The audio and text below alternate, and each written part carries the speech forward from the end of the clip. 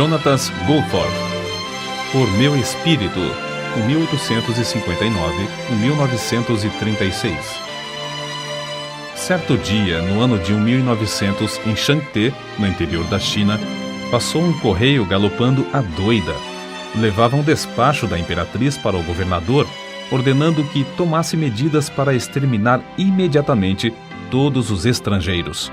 Na horrenda carnificina que se seguiu, Jonatas Goforth, com sua esposa e filhinhos, foram cercados por milhares de boxers, determinados a tirar-lhes a vida. O pai da família, ao cair no chão com uma tremenda pancada que quase lhe partiu o crânio, ouviu uma voz dizer-lhe: "Não temas, teus irmãos estão orando por ti." Antes de ficar inconsciente, viu chegar a galope um cavalo que ameaçava atropelá-lo. Ao voltar a si, percebeu que o cavalo caíra ao seu lado, esperneando de tal maneira que os seus atacantes foram obrigados a desistir do propósito de matá-lo. Assim, ele reconheceu que a mão de Deus o guardava maravilhosa e constantemente durante o tempo do morticínio dos boxers, no qual centenas de crentes foram mortos. Jonatas Goforth e sua família foram salvos de inumeráveis situações angustiosas entre o povo amotinado, até que, por fim, 20 dias depois, chegaram ao litoral do país. Rosalind e Jonatas Goforth tinham as suas vidas escondidas com Cristo em Deus. Eis como viviam nas suas próprias palavras. Não é somente tolice aceitar para nós mesmos a glória que pertence a Deus, mas é grave pecado, porque o Senhor diz: "A minha glória a outrem não darei." Quando ainda jovem, Jonatas Goforth adotou as palavras de Zacarias, capítulo 4, versículo 6, como lema da sua vida: "Não por força nem por violência, mas pelo meu espírito, diz o Senhor dos Exércitos." Alguém que o conhecia intimamente escreveu: "Antes de tudo, Jonatas Goforth era um ganhador de almas. Foi por essa razão que se tornou missionário no estrangeiro. Não havia outro interesse, outra atividade, outro ministério que o atraísse. Com o fogo do amor de Deus no coração, ele manifestava um entusiasmo irresistível e uma energia incansável. Nada podia impedir seus esforços dinâmicos na obra, para a qual Deus o chamara. Era assim tanto aos 77 anos como quando tinha 57. Com a perda da vista durante os últimos 3 anos da sua vida, não diminuíram seus esforços. Parece até que aumentaram. Revela-se, nas suas próprias palavras, como foram lançados os alicerces da sua vida constantemente esforçada no serviço do Senhor. Minha mãe, quando eu e meus irmãos éramos ainda crianças, com desvelo incessante, nos ensinava as Escrituras e orava conosco. Uma coisa que teve grande influência sobre a minha vida foi o fato de minha mãe me pedir que lesse os salmos para ela em voz alta. Tinha apenas 5 anos quando comecei a fazer esse exercício e achei a leitura fácil. Com a continuação, adquiri o costume de decorar as Escrituras, coisa que continuei a fazer com grande proveito. Todos podemos testificar que é fácil fazer com que a leitura das Escrituras e a oração cheguem a uma monótona formalidade, mas, ao contrário, o semblante de Jonatas Goforth se iluminava com o reflexo da glória das Escrituras que recebia na alma. Depois da sua morte, uma criada católica romana declarou: "Quando o Sr. Goforth se hospedava na casa onde trabalho, eu mirava seu rosto e dizia a mim mesma: o rosto de Deus pode ser assim." Acerca da conversão de seu pai, Jonatas escreveu: "No tempo da minha conversão, morava com meu irmão Guilherme. Certa vez, nossos pais nos visitaram, passando conosco mais ou menos um mês. Fazia tempo que o Senhor me dirigira a fazer culto doméstico. Assim, certo dia, anunciei: faremos o culto doméstico de hoje e peço que todos se reúnam depois do jantar. Esperava que meu pai se manifestasse contrariamente, porque em casa não costumávamos dar graças antes das refeições, quanto mais fazer culto doméstico. Li um capítulo de Isaías e depois de falar algumas palavras, oramos juntos, de joelhos. Continuamos a realizar os cultos domésticos durante o tempo que eu estava em casa. Depois de alguns meses, meu pai foi salvo." O jovem Goforth, no tempo de estudante no ginásio, visava ser advogado, até que certo dia leu a inspiradora biografia do pregador Roberto McCheyne. Não somente se desvaneceram para sempre todas as suas visões de ambição, mas ele dedicou também a sua própria vida a levar almas ao Salvador. Nesse tempo, devorou os livros. Os discursos de Spurgeon, os melhores sermões de Spurgeon, Graça Abundante, Bunyan, e O Descanso dos Santos, Baxter. A Bíblia, contudo, era o seu livro predileto e costumava levantar-se 2 horas mais cedo para estudar as Escrituras, antes de se ocupar em qualquer outro serviço do dia. Acerca da sua chamada nesse tempo, ele escreveu: apesar de sentir-me dirigido ao ministério da palavra, recusava terminantemente ser missionário no estrangeiro.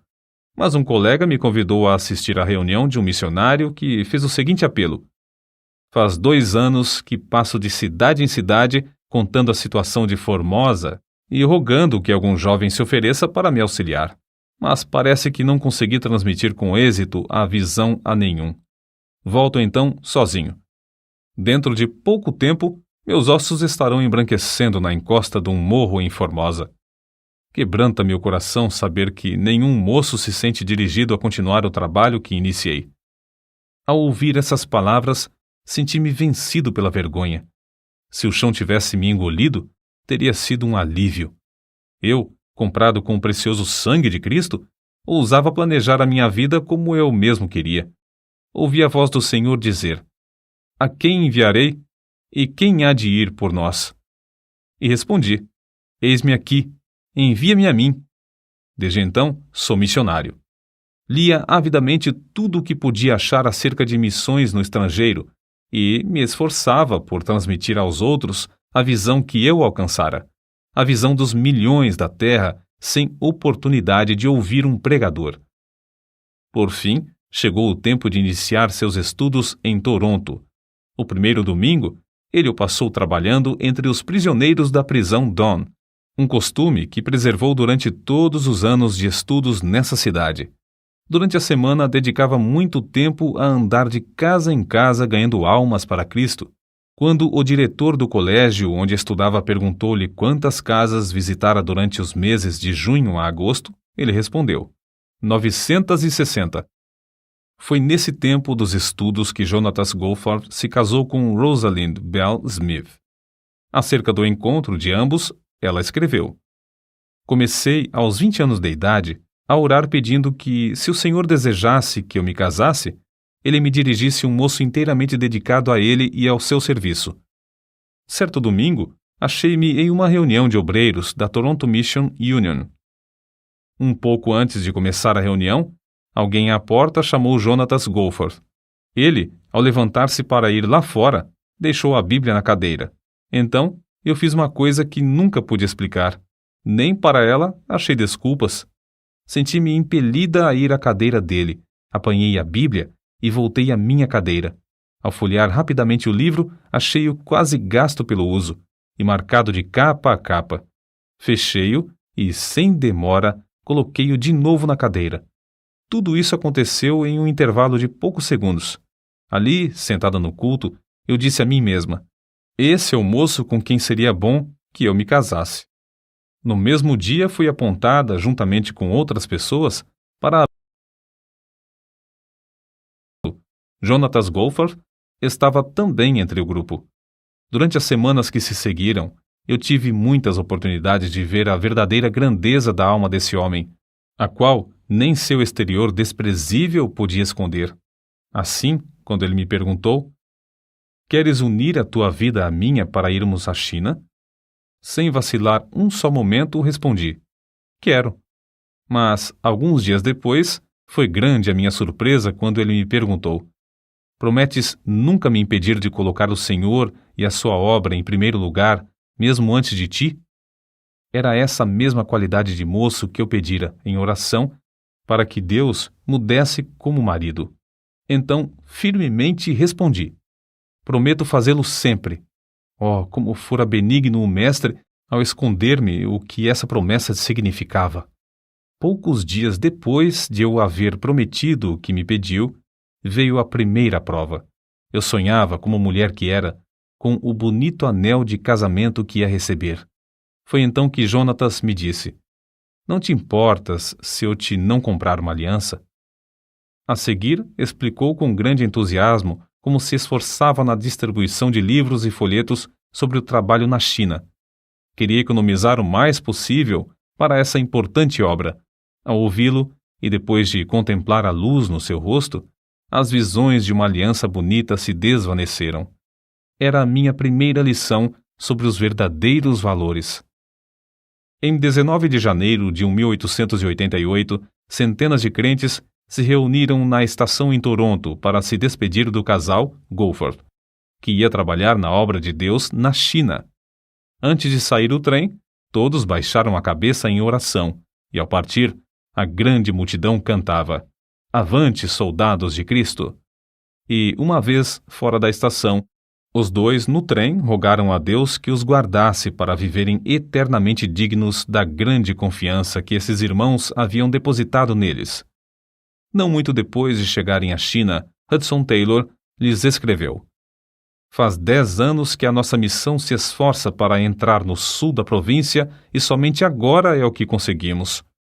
Se a missão do interior da China, com missionários e auxiliares experientes na língua e nos costumes do povo, sofre fracasso durante 10 anos nessa província, como podia entrar ele, jovem e inexperiente, sem conhecer a língua?" As palavras de Hudson Taylor, "avançar de joelhos", tornaram-se o lema da missão de Goforth para entrar no Monte de Onan. Jonatas Goforth levou mais tempo para aprender a língua do que um companheiro seu que chegou 1 ano depois dele. Certo dia, ao sair para pregar, ele, em grande desespero, disse à sua esposa: "Se o Senhor não operar um milagre para eu aprender essa língua, serei um grande fracasso como missionário." 2 horas depois, voltou dizendo: "Oh, Rosa, que maravilha! Ao começar a pregar, as palavras e as frases tornaram-se tão fáceis que o povo me compreendeu bem." 2 meses depois, receberam uma carta dos estudantes no Colégio Knox, em Toronto, contando como, em certo dia e a certa hora, eles se reuniram para orar pelo casal, somente pelos Goforth, e ficaram convencidos de que haviam sido abençoados por Deus, porque sentiram muito a presença e o poder de Deus na oração. Goforth, ao abrir seu diário, descobriu que foi no mesmo dia e hora que Deus lhe deu a habilidade de falar fluentemente. Alguns anos depois, certo patrício seu que falava bem o chinês disse-lhe acerca do seu estilo de falar: "Compreende-se a fala do Senhor sobre uma área maior do que de qualquer outra pessoa que conheço." O missionário veterano assim aconselhou a Goforth: "Os chineses têm tantos preconceitos contra o nome de Jesus que você deve esforçar-se para demolir os deuses falsos e só depois mencionar o nome de Jesus, se houver oportunidade." Ao contar isso à sua esposa, Goforth exclamou indignado: "Nunca, nunca, nunca! Em nenhum tempo ele se levantou para pregar sem a Bíblia aberta na mão." Quando, alguns anos depois, os missionários novatos lhe perguntaram o segredo do fruto extraordinário do seu ministério, ele respondeu: "Deixo Deus falar às almas dos ouvintes por intermédio da sua própria palavra. Meu único segredo era tocar no coração dos mais vis pecadores até mostrar-lhes as suas necessidades e pregar-lhes o Salvador poderoso para os salvar." Esse era o segredo de Lutero. Era o segredo de John Wesley, e ninguém se aproveitou mais dele do que Dwight Lyman Moody. Para manejar a espada do Espírito com grande execução, Goforth a afiava, estudando-a diariamente, sem falhar. Em vez de falar contra os ídolos, ele exaltava Cristo crucificado. Isso atraía os pecadores a deixarem as suas vaidades. Em 1896, ele escreveu: "Depois de chegar a Shanté, há 5 meses, o poder do Espírito Santo se manifesta quase diariamente para nos alegrar. Durante esses meses, um total de mais de 25.000 homens e mulheres nos visitaram em casa, e todos ouviram a pregação do Evangelho. Pregamos, em média, 8 horas por dia. Há, às vezes, mais de 50 mulheres de uma vez no terraço. Ele pregava aos homens enquanto a sua esposa pregava às mulheres. Quase todas as vezes que apresentamos Cristo como Redentor e Salvador, o Espírito Santo salva alguém, e às vezes 10 a 20 pessoas. Contudo, não se deve pensar que esses missionários escaparam de grandes tribulações. Não muito depois de chegarem à China, um incêndio destruiu todas as suas possessões terrestres. O calor do verão era tão intenso que sua primogênita, Gertrude, faleceu, sendo necessário levar o cadáver a uma distância de 75 quilômetros, a um lugar onde se permitia enterrar os estrangeiros. Quando faleceu outro filhinho, Donald, foi necessário fazer de novo a mesma longa viagem com os restos mortais. Depois de passarem 12 anos na China, as águas de uma enchente subiram à altura de 2 metros dentro da casa e eles novamente perderam tudo quanto tinham. No ano 1900, logo após outra filha, Florença, morrer de meningite, veio a insurreição dos Boxers, acerca da qual já nos referimos. No levante dos Boxers, muitas centenas de missionários e crentes foram brutalmente mortos. Só a mão de Deus os guiou e os sustentou na fuga de Chanté, já que foi preciso enfrentar uma viagem de 1.500 quilômetros, em tempo de intenso calor e de doença, em um dos 4 filhos. Inúmeras vezes foram cercados pelas multidões que clamavam: "Matai-os! Matai-os!" Uma vez, a multidão enfurecida arremessou pedras tão grandes que quebraram a espinha dos cavalos que puxavam a carroça, mas todas as pessoas do grupo escaparam. Goforth levou vários golpes de espada, um dos quais atingiu o osso do braço esquerdo, quando o ergueu para defender a cabeça. Apesar de o grosso capacete que tinha na cabeça ficar quase inteiramente cortado em pedaços, ele conseguiu manter-se em pé, até que recebeu um golpe que, por pouco, não lhe partiu o crânio. Mas Deus não permitiu que a mão dos homens os destruíssem, porque ainda tinha uma grande obra para fazer na China por intermédio desses servos. Assim, sem poder cuidar das feridas e com as roupas ensanguentadas, o grupo enfrentava as multidões furiosas, dia após dia, até alcançar Xangai. De lá, a família embarcou em um navio para o Canadá.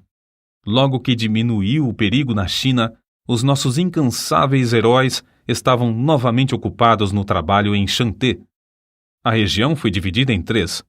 A parte que caiu, em sorte, a Goforth, foi o vasto território ao norte da cidade, com inúmeras vilas e povoados.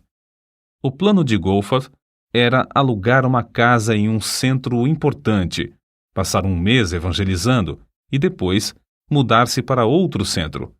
Queria que a sua esposa pregasse no pátio da casa de dia enquanto ele e seus auxiliares pregavam nas ruas e nos povoados ao redor.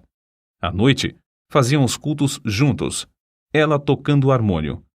No fim do mês, podiam deixar um dos auxiliares discipulando os novos convertidos, enquanto o grupo passava para outro centro.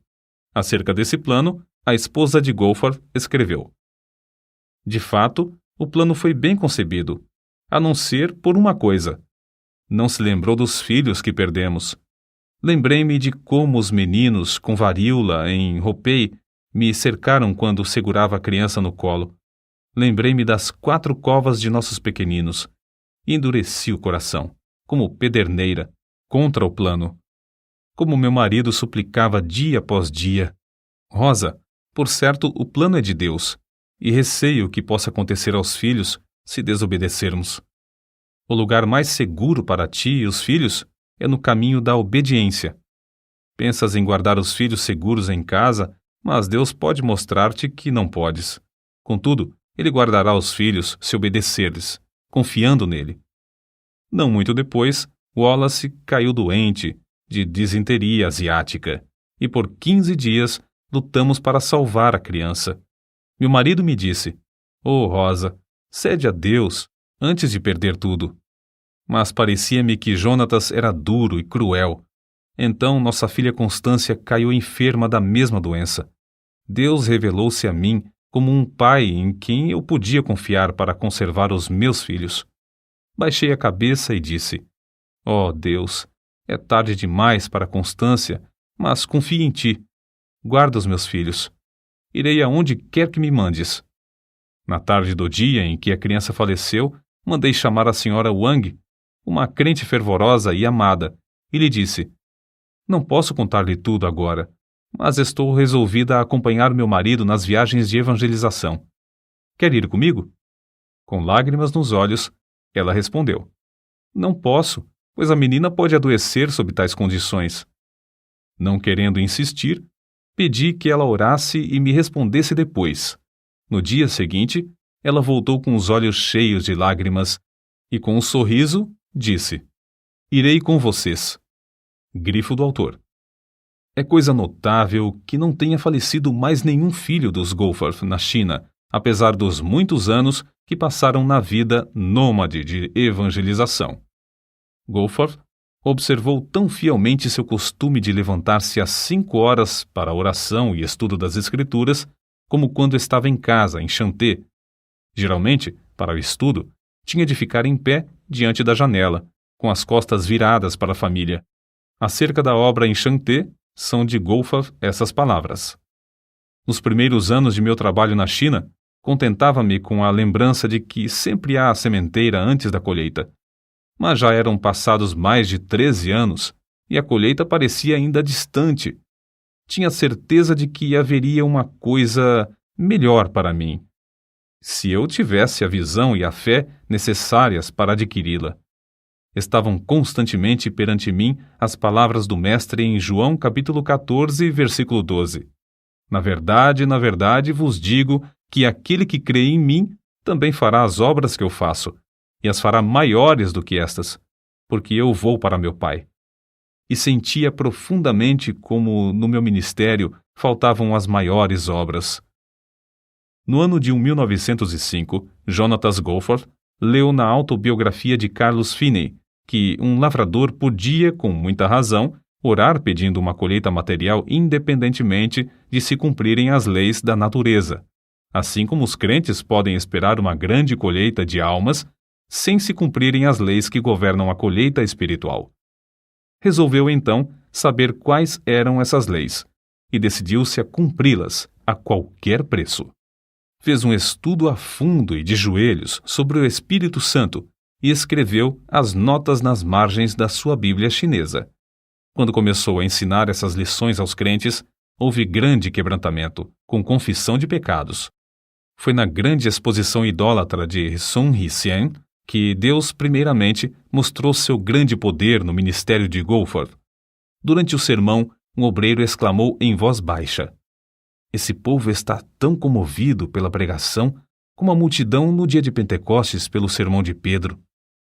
Na noite do mesmo dia, um salão alugado e que não comportava toda a grande multidão pagã que queria assistir, Goforth pregou sobre o texto: "Levando ele em seu corpo os nossos pecados sobre o madeiro." Quase todos mostraram-se convictos do pecado, e quando o pregador fez o apelo, levantaram-se clamando: "Queremos seguir a esse Jesus que morreu por nós." Um dos obreiros presentes assim expressou o que viu: "Irmão, aquele a quem oramos durante tanto tempo para que viesse, veio de fato esta noite." Nos dias que se seguiram, pecadores foram salvos em todos os pontos de pregação e em todos os cultos. Acerca do avivamento que nesse tempo visitou a Coreia, um dos missionários escreveu sobre o que presenciou: "Os missionários eram como os demais crentes. Não havia alguém entre eles de talento extraordinário. Viviam e trabalhavam como quaisquer outros, a não ser nas orações.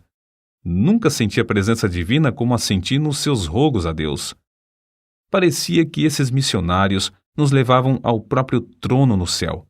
Fiquei muito impressionado também ao ver como o avivamento era prático. Havia dezenas de milhares de homens e mulheres transformados completamente pelo fogo divino. Grandes templos, com assentos para 1.500 pessoas, ficavam superlotados. Era necessário realizar um culto para os homens e, em seguida, outro para as mulheres, a fim de que todos pudessem assistir. Em todos ardia o desejo de espalhar as boas novas. Crianças se aproximavam das pessoas que passavam pelas ruas, rogando-lhes que aceitassem a Cristo por seu Salvador. A pobreza do povo da Coreia era conhecida em todo o mundo. Contudo, havia tanta liberdade nas ofertas que os missionários não queriam ensinar mais sobre o dever de contribuir. Havia grande dedicação à Bíblia, quase todos levando um exemplar no bolso. E o maravilhoso espírito de oração permeava tudo. Ao voltar da Coreia, Goforth foi chamado à Manchúria. Mais tarde, ele escreveu: "Quando iniciei a longa viagem, estava convicto de que eu tinha uma mensagem de Deus para entregar àquele povo, mas não tinha ideia de como presidir a um avivamento. Sabia pronunciar um discurso e sabia levar o povo a orar, porém, nada mais sabia do que isso." Goforth teve um grande desapontamento ao chegar à Manchúria. Os crentes não oravam como lhe prometeram fazer e a igreja estava dividida. Depois do primeiro culto, ele, sozinho no seu quarto, caiu de joelhos em desespero. E Deus respondeu à sua insistência, enviando tão grande desejo de oração às igrejas e tão profunda contrição pelo pecado, que elas não somente foram purificadas de toda classe de pecado, inclusive dos mais horrendos crimes, mas os perdidos, em grande número, vinham e eram salvos. A senha do avivamento do ano de 1859 foi: "Necessário vos é nascer de novo." E a de 1870, "Crê no Senhor Jesus." Mas a meta de Goforth era: "Não por força nem por violência, mas pelo meu espírito." Zacarias capítulo 4, versículo 6. Que o Espírito Santo operava em vários lugares na Manchúria em resposta às orações insistentes e em face de embaraços de toda sorte, vê-se claramente no que ele escreveu acerca da obra na cidade de Niucheng. Ao subir ao púlpito, ajoelhei-me um momento como de costume para orar. Quando olhei para o auditório, pareceu-me que todos os homens, mulheres e crianças na igreja estivessem com dores de julgamento. As lágrimas corriam copiosamente, e houve confissão de toda espécie de pecado. Como se explica isso? A igreja era conhecida como igreja morta e sem mais esperança. Contudo, antes de anunciar sequer uma palavra, sem mesmo cantar um hino ou orar, começou essa obra maravilhosa. Não há outra explicação. Foi o Espírito de Deus que operou em resposta às orações das igrejas de Mukden, Liaoyang e de outros lugares na Manchúria, as quais haviam experimentado a mesma qualidade de avivamento e foram induzidas a interceder por sua pobre e necessitada igreja irmã. Jonatas Goforth, quando foi à Manchúria, era quase desconhecido fora do pequeno círculo da sua denominação. Depois de algumas semanas, quando voltou, os olhos dos crentes de todo o mundo estavam fitos nele. Contudo, permaneceu o mesmo humilde servo de Deus, reconhecendo que a obra não era dele, mas do Espírito de Deus. Shanxi é conhecida como a província dos mártires. Certo chinês, douto, contou a Goforth como presenciara nessa província, durante a insurreição dos Boxers, em 1900, de uma só vez a morte de 59 missionários. Todos eles encararam o carrasco com a maior calma. Uma mocinha de cabelos louros perguntou ao governador: "Por que devemos morrer? Os nossos médicos não vieram de países remotos para dar suas vidas para servir ao seu povo? Muitos doentes sem esperança não foram curados? Diversos cegos não receberam a vista? É por causa do bem que fizemos que devemos morrer?" O governador baixou a cabeça e não respondeu. Mas um soldado pegou a mocinha pelos cabelos e, com um só golpe, decepou-lhe a cabeça. Um após outro foram mortos. Todos morreram com um sorriso de paz. Esse mesmo chinês contou como viu, entre eles, uma senhora falando alegremente ao filhinho. Com um só golpe, ela foi prostrada, mas a criança continuou a segurar-lhe a mão.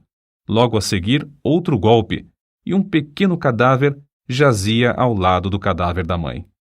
Foi a essa mesma província dos mártires que Deus enviou seus servos, os Goforth, 8 anos depois, e onde Jonatas presenciou o seguinte: Em Xuanxian, não muito depois de começar a falar, vi muitos dos ouvintes baixarem a cabeça, convictos, enquanto as lágrimas corriam-lhes pelas faces. Depois do discurso, todos os que experimentaram orar estavam quebrantados. O avivamento, que começou assim, continuou durante 4 dias. Houve confissão de toda a qualidade de pecados. O delegado regional se admirou grandemente ao ouvir confissões de homicídios, de roubos e de crimes de toda a sorte. Confissões que só conseguiria arrancar deles, açoitando-os até quase os deixar mortos. Às vezes, depois de um culto de 3 horas ou mais, o povo voltava à casa para continuar a orar. Mesmo em horas tardias da noite, havia pequenos grupos reunidos em vários lugares para orar até quase clarear o dia.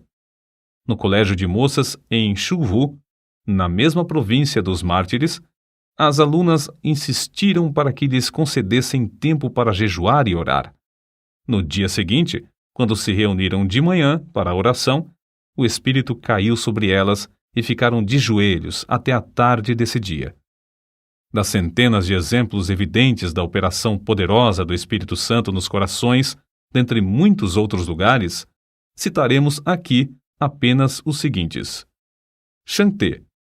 Quase 700 pessoas estiveram presentes pela manhã.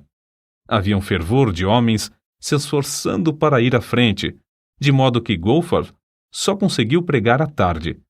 O culto era contínuo, prolongava-se o dia inteiro, com intervalos para as refeições.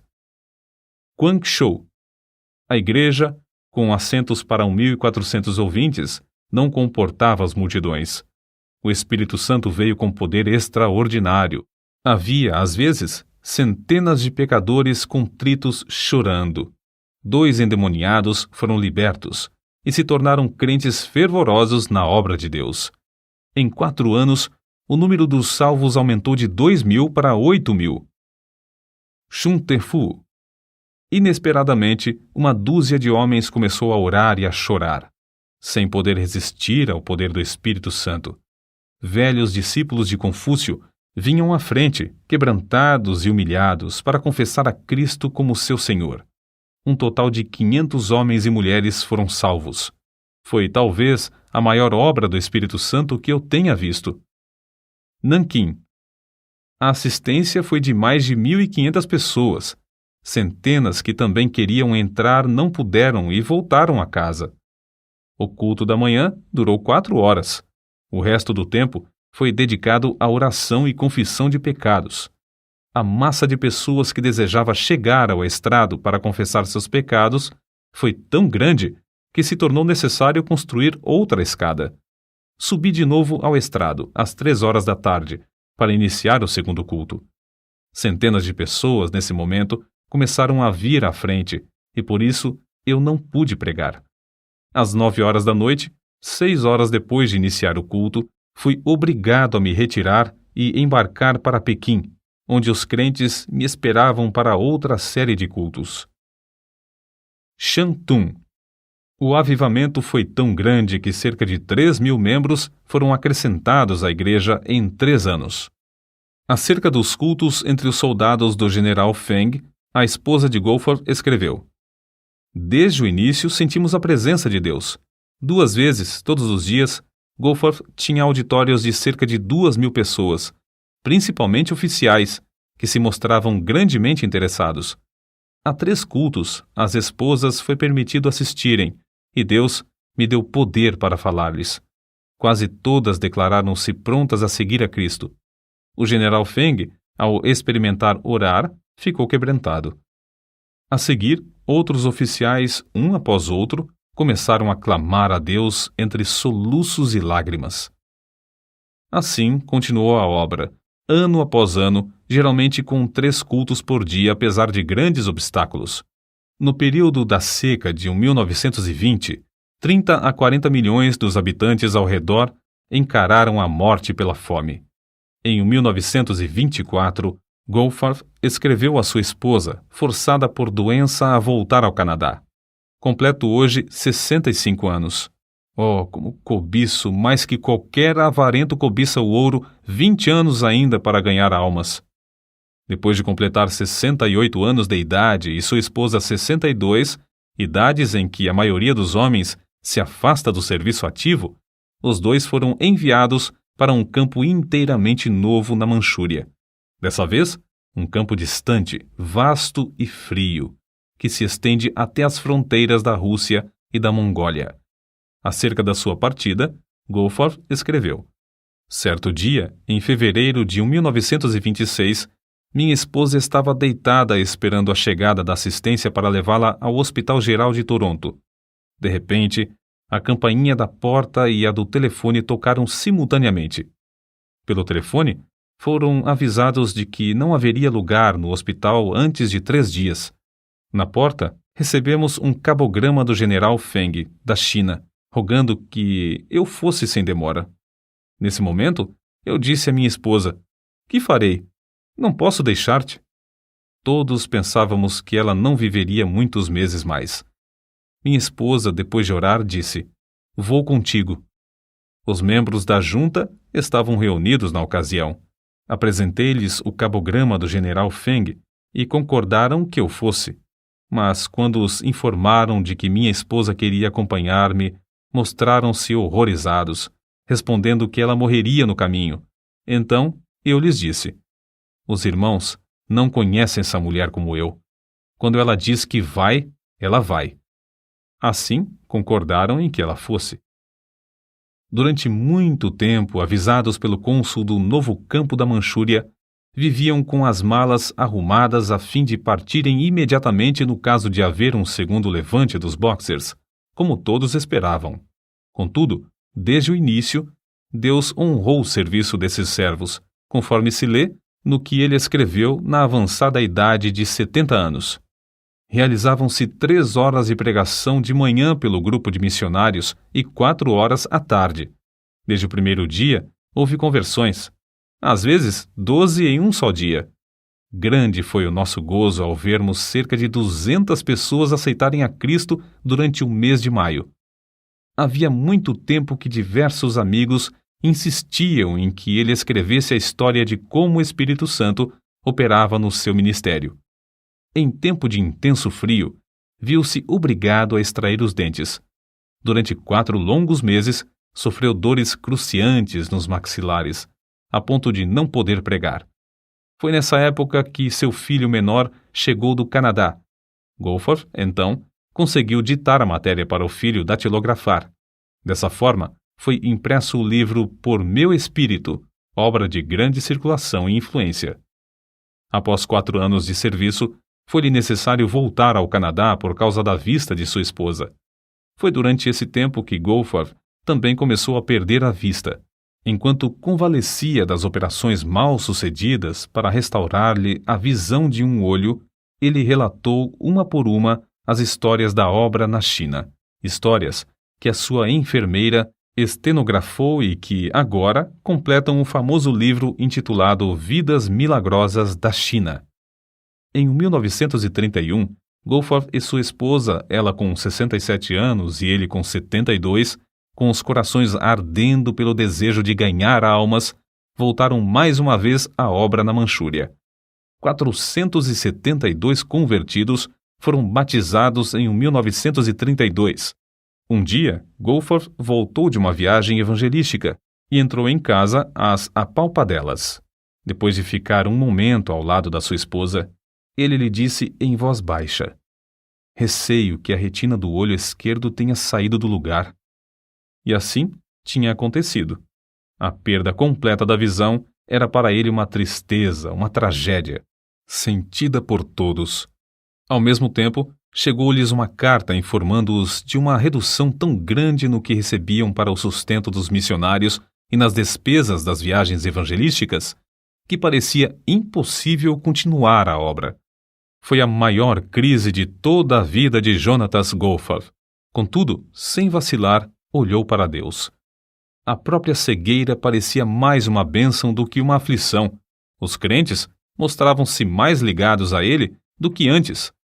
Vencendo o desânimo inevitável dos que perdem a vista, não cessou de pregar com a Bíblia que amava, aberta nas mãos.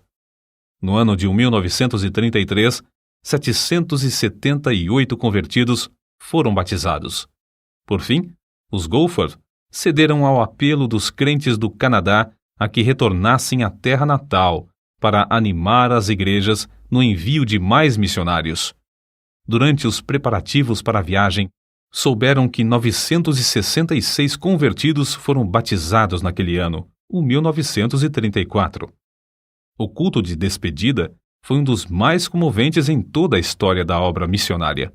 O obreiro tão amado pelos crentes, agora, por causa da cegueira, não podia ver como tinham enfeitado o templo, mas eles bondosamente e com prazer lhe descreveram tudo acerca das muitas e lindas bandeiras de seda e veludo que cobriam inteiramente as 4 paredes do templo. Os pregadores que falaram o fizeram chorando.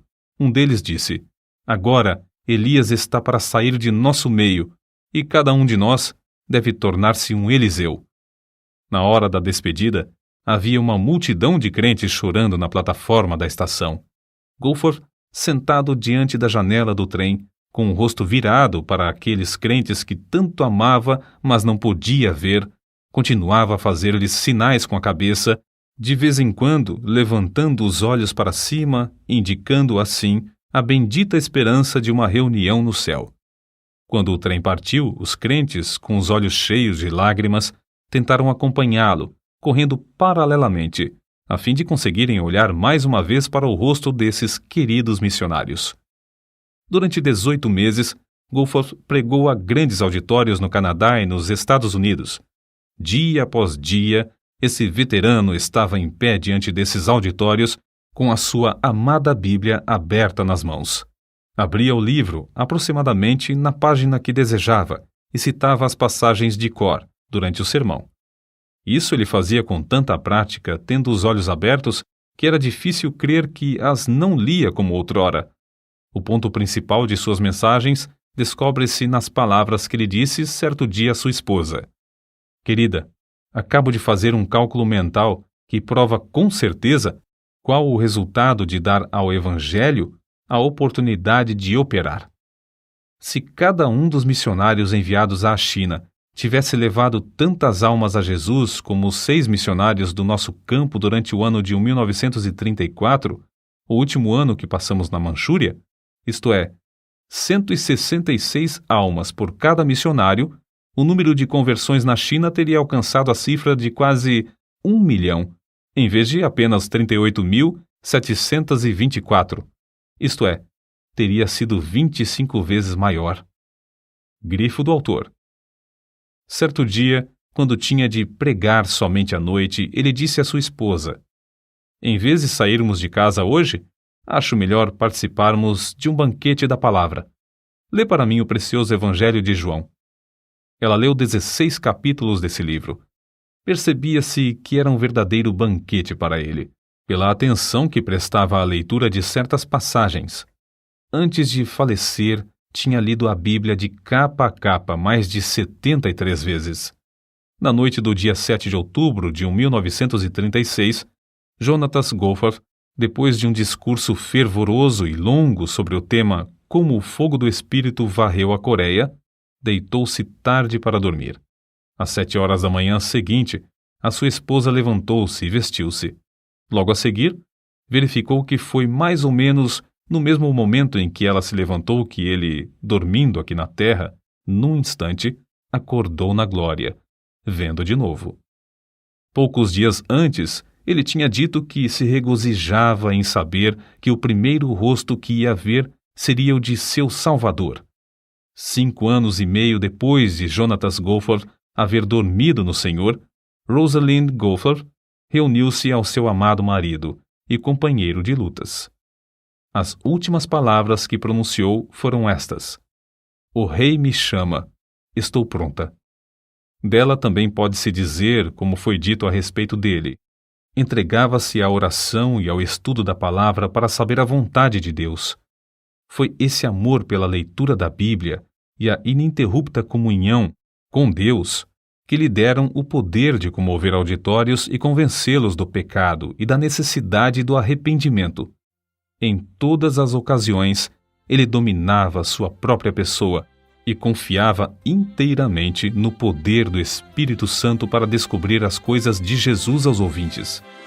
Que o mesmo brado de guerra seja sempre nosso, não por força, nem por violência, mas pelo meu Espírito. Mas recebereis poder ao descer sobre vós o Espírito Santo.